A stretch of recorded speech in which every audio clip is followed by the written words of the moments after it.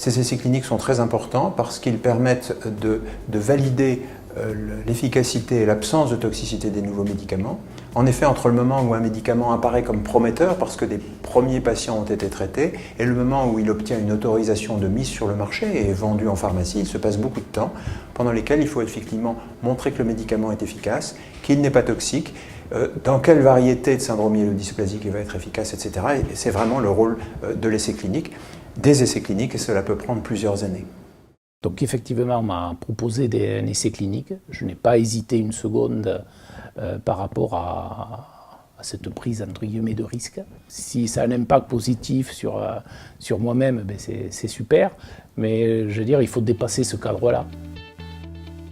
Quand un protocole de recherche est un projet pour le promoteur, il doit l'envoyer pour qu'il soit évalué, étudié avant qu'il puisse être engagé par les comités de protection des personnes d'un côté et pour ce qui concerne les médicaments, l'ANSM. Alors normalement, la procédure, vous avez d'un côté l'ANSM qui va étudier ces critères, qui va étudier les aspects scientifiques du protocole, d'un point de vue scientifique, d'un point de vue de la sécurité de la personne. Et vous avez les CPP qui vont répondre à la même question, mais sur un regard un peu différent qui est l'éthique. Un patient ne peut être inclus s'il n'a pas donné son consentement libre et éclairé. Et un patient qui a donné son consentement peut le retirer à tout moment. Il est libre. Alors, ce qu'implique le consentement éclairé, c'est que la personne soit évidemment bien informée. Et d'abord, elle va échanger avec le médecin investigateur de l'étude, c'est-à-dire non plus le médecin, mais le médecin investigateur. C'est là où on commence à différencier le soin d'une recherche. On avait signé un protocole. Hein. Oui. Il m'a dit si ça ne va pas, on arrête. Moi j'ai fait confiance. Il m'a dit il n'y a pas de raison que ça ne fonctionne pas. Il m'a dit on va surveiller votre cœur hein, fréquemment. Donc il me faisait des contrôles du cœur tous les 3 semaines à peu près.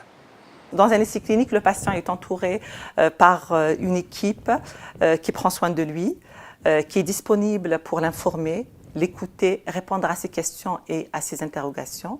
Dans les CPP, on regarde s'il y a une perte de chance ou pas. C'est quand quelqu'un va rentrer dans une étude, est-ce qu'il va réellement y avoir une perte de chance ou non par rapport à l'étude engagée.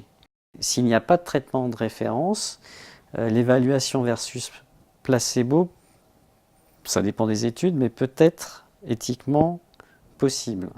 Quand il y a un traitement de référence, c'est déjà plus compliqué. Normalement, traitement de référence versus traitement à l'étude.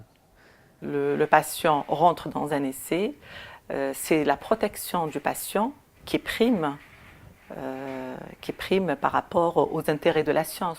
Le patient qui rentre dans un essai clinique est suivi d'une manière régulière.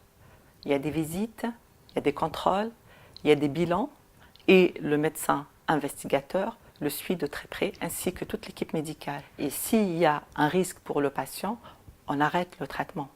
Ça, c'est primordial. Il faut tout essayer.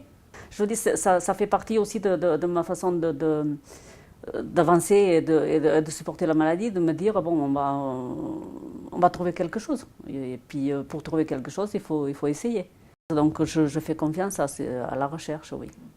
Dans le cadre d'une recherche, on va plus parler d'espoir, mais on n'est pas dans une certitude d'autorisation de mise sur le marché d'un traitement. On est dans un espoir. Et je pense que c'est toujours très important, l'espoir. Alors, peut-être parmi les principaux essais cliniques actuellement sont ceux qui sont des essais qui associent l'azacétidine avec de nouvelles molécules pour essayer d'en améliorer l'efficacité par rapport à l'azacétidine seule. C'est dans les syndromes myélodysplasiques de haut risque. Et la deuxième approche particulièrement importante est de trouver des médicaments une fois que les agents stimulant l'érythropoïèse, comme l'érythropoïétine, ne sont plus efficaces sur l'anémie. Et là, on teste des nouveaux médicaments qui visent à éviter les transfusions itératives chez ces patients. Le but, c'est de faire avancer la recherche, quoi. Et à un moment, on peut faire des études, on peut faire des essais, mais à un moment, il faut passer sur de la pratique humaine, j'allais dire. Ça fait partie du jeu et je crois qu'ils sont suffisamment professionnels aussi pour prendre tout un tas de garanties. Après, bien sûr qu'il y a un facteur de risque, mais je veux dire, un facteur de risque... Je suis venu en voiture, il y avait un facteur de risque aussi.